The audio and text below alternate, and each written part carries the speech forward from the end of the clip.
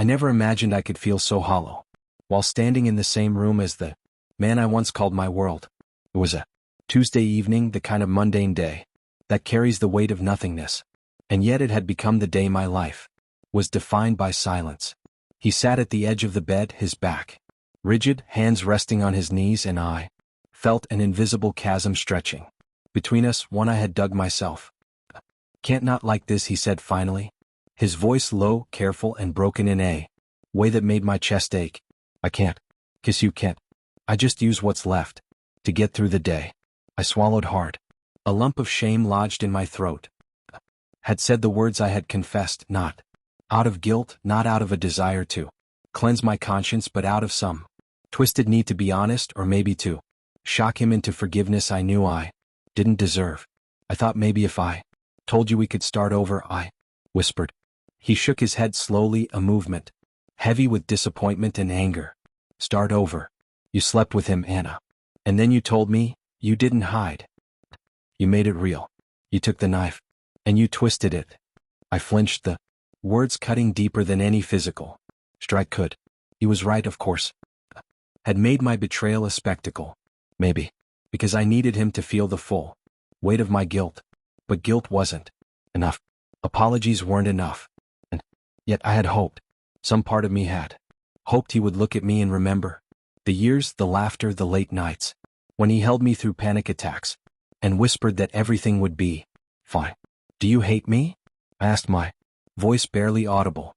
"I don't know," he admitted. "I don't even know if I can feel love for you right now, Anna. Don't even know if I can feel anything beyond the emptiness you left me with." Emptiness. That word echoed in my mind, larger than the walls of our bedroom, swallowing every memory of tenderness I had once taken for granted. And the worst part, I knew he was still here. He hadn't left. He hadn't screamed, hadn't stormed out, hadn't called the police or thrown my belongings into the driveway. He stayed, but like a ghost, like someone trying to survive while tethered to a life poisoned by betrayal. Had happened 2 weeks ago. A single night. A single moment of weakness fueled by loneliness, frustration, and desire. Mark, his name was Mark. I didn't even remember how it started. Flirtation at a work event. Drinks that blurred judgment. A single kiss that spiraled into the one night that would ruin everything. The next morning, wrapped in the heat of guilt and shame, I knew I had to tell Peter. Not later, not in some carefully crafted confession. I told him that night, raw and trembling. And now he was here, a man who had once kissed me awake in the mornings, who had held me while I cried over lost dreams, and who now recoiled from my touch. He stood slowly, walking past me without a word, and I could feel the tension radiating off him. I followed, needing to explain, to justify, to say anything that might make the chasm smaller. "Peter, please." My voice cracked. "I know. I ruined everything. I know I can't undo. But I still love you. Always loved you." He stopped, his hand gripping the doorknob as though it were the only anchor keeping him from drifting away. He didn't turn to look at me. "Love isn't enough, Anna. You can love someone and still destroy them."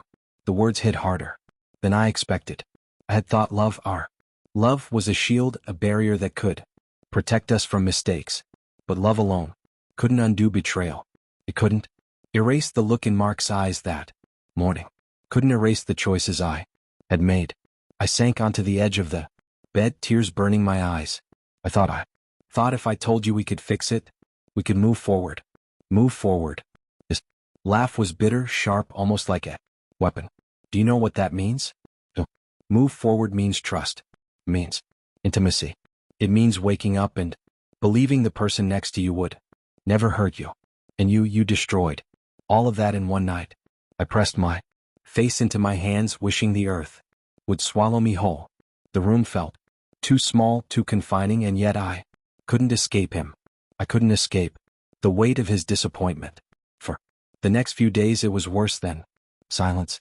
It was a slow, agonizing rhythm of routine without connection.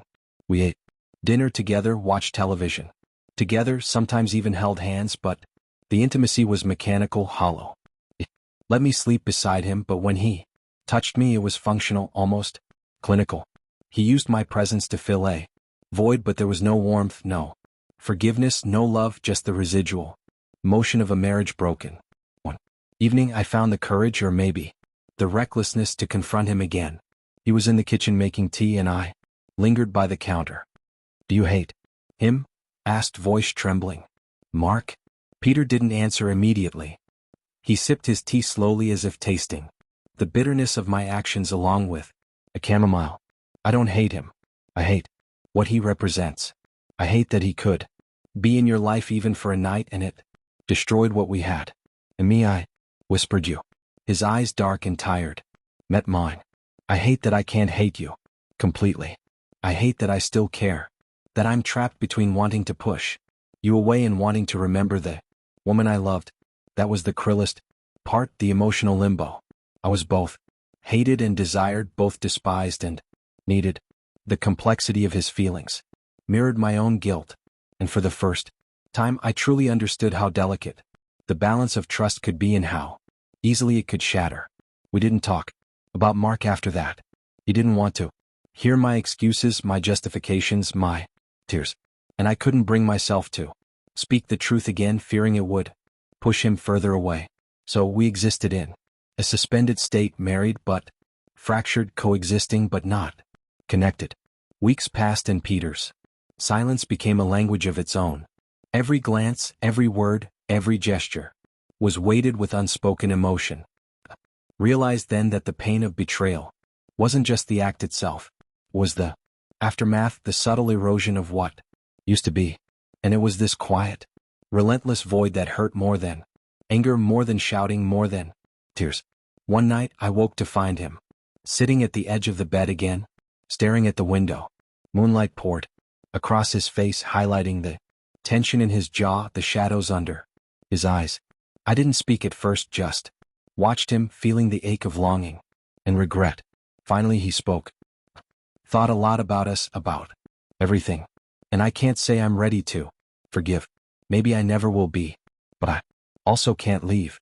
Not yet, not while this bond remains, however broken it is." I nodded silently, not trusting my voice. Forgiveness felt impossible. Mountain too steep to climb. Yet here he was, still tethered to me, still trying in his own way to navigate the wreckage. He turned to face me then, eyes glimmering with unshed tears. "We'll see if we can survive this, if we can find some semblance of us again. But it won't be the same. Can never be the same. You have to understand that." "I do," I whispered. "I understand."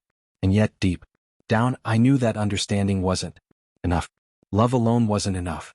What we had lost in a single night might never be repaired. But the fact that he stayed even in this hollow, tentative way was the only hope I had left. We lay down together that night, bodies aligned but hearts miles apart.